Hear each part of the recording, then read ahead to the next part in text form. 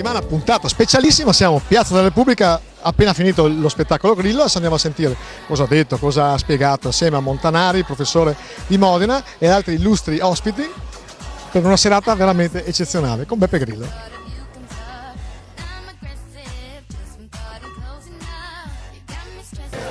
No, allora, qui stiamo facendo un giretto, ho portato degli specialisti, sono loro che parleranno stasera alla gente, e l'idea di questo è di portare la scienza nelle piazze.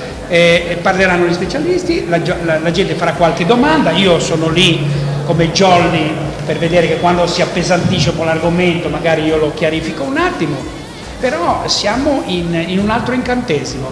Ecco, fare energia, se serve, io parlerò un attimo, se serve avere più energia per fare più cose, per fare cose sempre fatte male. Abbiamo case che per esempio disperdono il 50% dell'energia che facciamo e non facciamo bene le case, però facciamo una centrale Enel in più.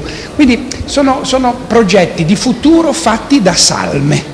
Allora il futuro oggi lo stanno progettando dei sessantenni, dei settantenni che non vedranno mai il futuro che progettano, mentre quelli che vedranno il futuro, i giovani, sono tagliati fuori, e quindi noi siamo per chiarire un po' questi concetti. Io per una caratteristica, poi ci sarà Gianni Tamino che è un biologo, quindi un insegnante che era anche un ex parlamentare, parlerà dei biodiesel, degli zuccherifici. Ci sono grandi trasformazioni e l'informazione non arriva. Ecco perché io mi sono accollato questa cosa di portare, non so, il dottor Montanari che parla di nanoparticelle. Quando parliamo di nanotecnologie, per la prima volta questa nanotecnologia, questa parola non si riferisce a quello lì, fortunatamente, voglio dire. Quindi sono cose importanti che la gente deve sapere, e dato che sono i media che devono un po' dire queste cose, se ve le fanno dire io sono contento.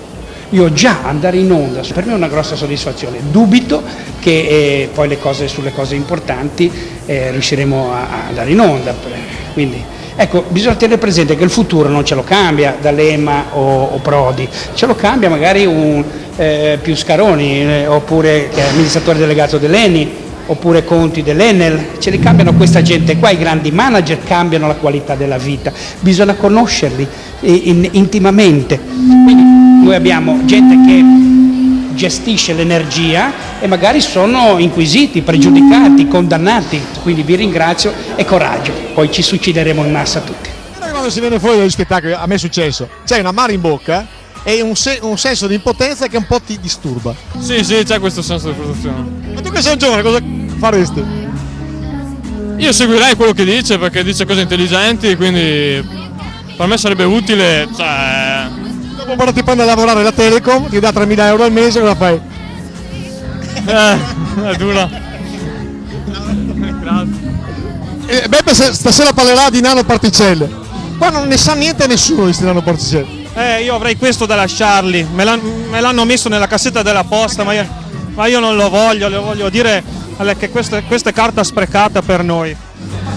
Allora, qua c'è scritto, con il passaggio al nuovo combustibile l'impianto cambierà quasi completamente, migliorando anche la qualità dell'aria e dell'ambiente.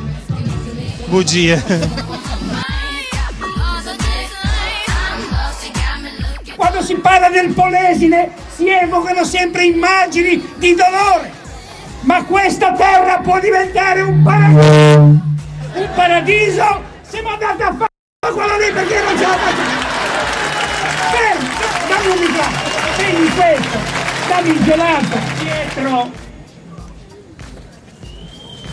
Cosa c'è di cosa? Sembra un locale di lap dance con le stelline. Perché voglio capire perché sono qua e farvelo capire, e che sono qui a fare uno spettacolo gratis, solo di Genova. Voi capite che è un blocco di rigetto. Allora, noi cerchiamo, l'idea è questa. Io ho conosciuto alcuni scienziati di quelli veri, e dato che sono scienziati veri non hanno una lira, non hanno i macchinari, non hanno le cose per ricerca, vanno contro degli interessi fortissimi e non li stava a sentire nessuno, perché quando vai contro l'Enel, l'ENI e le grandi multinazionali dell'energia e chiaramente ti fai dei nemici. Allora è successo questo. Allora noi abbiamo cambiato governo ed ci è andata leggermente toccandoci i maroni, perché non so come andremo a finire, non so come andremo a finire, perché hanno fatto le liberalizzazioni, sono partiti dai tassisti, più basso non c'era, partire più basso, quelli che vanno in bicicletta potevano. Bene, si comincia da lì, però non vedo grandi segnali. Ma tu conosci Grillo? Sì, lo conosco. Già has seguito spettacolo e tutto? Sì, siamo andati tutti e quattro assieme a Jesolo a vederlo. E quindi anche te, vieni fuori da Grillo che c'hai il magone o sei contenta? C'è il magone. Siamo contenti che comunque divulga tutto questo. Sì, però sai cosa? La mia impressione, siamo tutti incazzati con questo sistema, siamo arrabbiati con ste lobby e non cambia niente, quindi Siamo troppo piccoli noi per poter cambiare il sistema. no, io sono convinto che siamo più pigri. Pigri.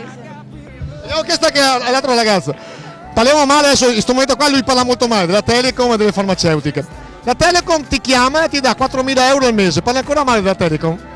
Mi dà 4.000 euro al mese?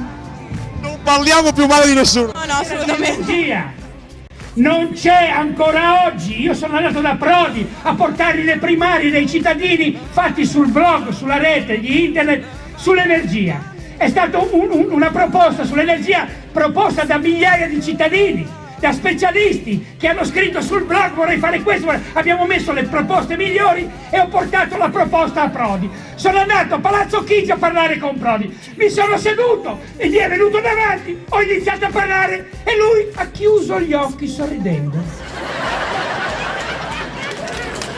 E io ho detto, oh cazzo, c'erano due vicino a lui, ho detto, si è addormentato. Ma ho detto no, sta pensando. Visto per qualche volta per televisione così, Cosa ti aspetti di questo spettacolo qua? Sai che lui spara a zero su tutto. ma va bene così, uno possa dire la sua, insomma. Io sono contento, sono d'accordo. Dopo, arrivi a casa, cosa succede? Cioè nel senso, lui sparerà, è sulla centrale, è sul termine caseario, è su questo che è stato. Alla fine? Io valuto la capacità dell'artista, cioè, capisci, dopo sono anch'io da una valutazione con i problemi del territorio, perché vivo qua, quindi di conseguenza io guardo la satira, guardo la comicità, come si può dire così, di quello che lui fa, cioè l'artista chi è e come si espone, questo è il discorso. Non abbiamo un piano energetico per la nostra nazione, non c'è. In Germania hanno un piano di 50 anni, in Giappone di 100 anni. Noi abbiamo un piano energetico che venerdì pomeriggio siamo nella merda. Bisognerebbe moderarsi un po' perché non è che sparando a zero su tutto vada sempre bene, si finisce per ferire qualcuno che non c'entra, poi che non ha modo di difendersi. Allora, centrale di Portotolle, lui probabilmente stasera ne parlerà. Sì. Tu dal tuo osservatorio di Polesana, come lo vedi? La centrale di Portotolle? Bisognerebbero che fossero informati molto bene perché anche lì sparare a zero non va bene. E allora il loro futuro qual è? È convertire una centrale a olio combustibile, quindi a petrolio marcio, in che cosa? Nel carbone. Il carbone per loro è il futuro. A noi è piaciuto fare questa puntata particolare, sentendo anche la gente come considerano questo grandissimo artista che il mondo intero ci invidia, che dice delle cose interessantissime, ma che forse c'è un fondo di frustrazione sia per lui che per noi che l'ascoltiamo, perché dopo abbiamo questa impossibilità di fare qualcosa. Come dice lui, appoggiate i comitati che lo stanno seguendo, e da Leandro Maggi, Dario Capuzzo, è stato veramente un piacere. Ciao ciao!